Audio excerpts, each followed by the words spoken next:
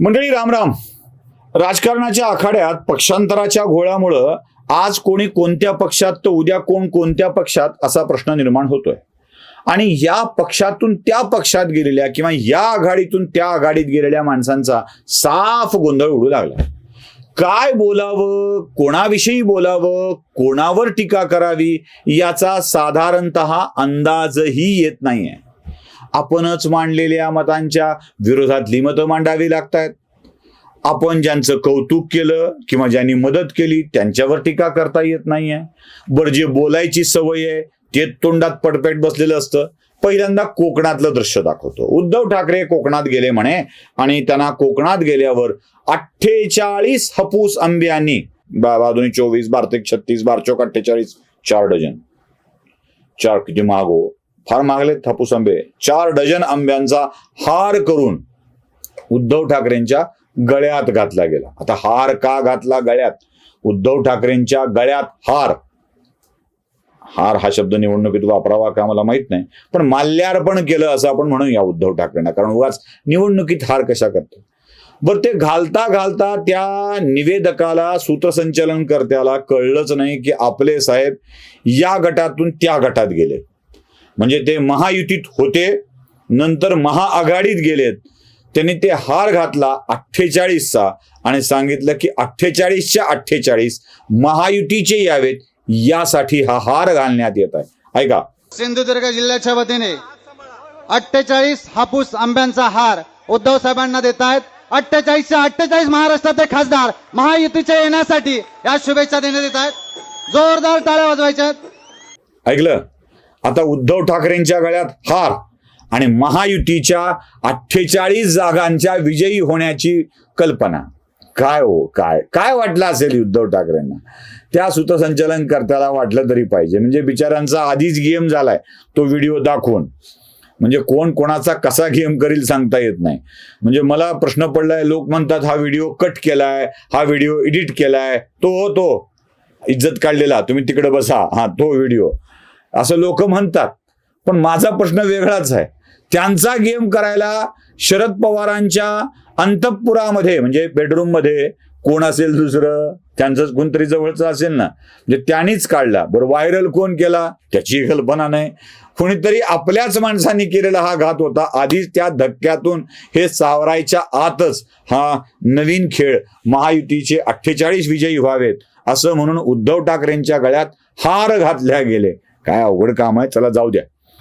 बरं, ते भाजपकडून खासदार झालेले आणि पुढे आपल्या वडिलांच्यामुळं काँग्रेसच्या प्रचारात उतरलेले महाविकास आघाडीचे घटक पक्ष छत्रपती संभाजी, ज्यांनी आपलं आडनाव भोसले बदलून छत्रपती असं धारण केलं आहे, ते छत्रपती संभाजी युवराज, कारण राजे दुसरेच आहेत म्हणून छत्रपती संभाजी युवराज यांनी एक भाषण केलं. त्या भाषणाचा तुकडा मी तुम्हाला ऐकवतो. ऐका.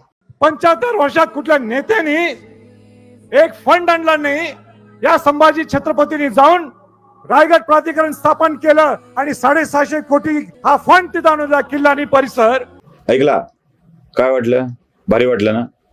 म्हणजे रायगडाच्या प्राधिकरणासाठी, विकासासाठी निधी आणला आणि तो छत्रपती संभाजींनी आणला असं त्यांना सांगायचं होतं. पण त्याच्यातलं एक महत्वाचं वाक्य जे तुम्ही मिस कराल ते तुम्हाला मी पुन्हा ऐकवतो. ते ऐका. 75 वर्ष. 75 वर्षात कुठल्या नेत्याने एक फंड आणला नाही. या संभाजी छत्रपतींनी जाऊन रायगड प्राधिकरण स्थापन केलं. ऐकलं? म्हणजे छत्रपती संभाजींनी कोणाला टोला हाणला? 2014च्या आधी राज्य करणारे राज्यकर्ते विकास घडवून आणत नव्हते दुर्गराज रायगडाचा, हे त्यांना सांगायचं होतं. बर, त्यांना या प्राधिकरणाचा अध्यक्ष नेमणार कोण, त्यांना निधी देणार कोण, तेही ऐकवतो. ऐका. छत्रपती संभाजीराजे शासन जबाबदारी घेईल तर शासनाच्या वतीनं आम्हाला मार्गदर्शन करण्याची जबाबदारी ही आपण घ्या. आपण जी अपेक्षा व्यक्त केली 500 कोटी रुपयाचा आराखडा ही आजच या ठिकाणी त्या आराखड्याला मान्यता देतो. ऐकलं? कळलं ना की छत्रपतींची नुसती निवडच केली नव्हती, तर छत्रपतींना छत्रपतींच्या दुर्गराजाची व्यवस्था करण्यासाठी नेमलेलं होतं. आठवतंय ना छत्रपतींच्या संदर्भात केलेलं विधान, मदतही केलेली होती, मार्गदर्शनही घेतलेलं होतं. म्हणजे युवराज छत्रपती काय सांगतायत, तर फडणवीसांनी जो विकास केला त्यासाठी निधी दिला गेला जो आधी दिला नव्हता. म्हणजे सभा कोणाची, प्रचार कोणाचा, इज्जत कोणाची काढणं चालू होतं कळतच नाही बाबा आपल्याला. तर काय दुसरे आहेत, हा जुना व्हिडिओ आहे, हा नवा नाही आहे. ज्या धैर्यशील मोहितेंनी देवेंद्र फडणवीसांच्या किंवा भारतीय जनता पक्षाला विरोध करत काही गोष्टी बोलल्या होत्या, त्यातलाच एक व्हिडिओ मी तुम्हाला ऐकवतोय. 3 महत्वाची मुद्दे यात आहेत, ती ऐकून घ्या. महाराष्ट्रातली कुठलीही स्वप्न पूर्ण करायची असतील, महत्वाकांक्षी मोठे प्रोजेक्ट कंप्लीट करायचे असतील, तर आपण उभ्या महाराष्ट्राने बघितलेलं आहे. समृद्धी महामार्गाच्या माध्यमातून फडणवीस साहेबांनी अनेक जिल्ह्यांचा विकासाला चालना मिळेल असा तो रस्ता बनवला. आणि आता या कृष्णा भीमा स्थिरीकरण योजनेतून निधी उपलब्ध करून दिलेला आहे.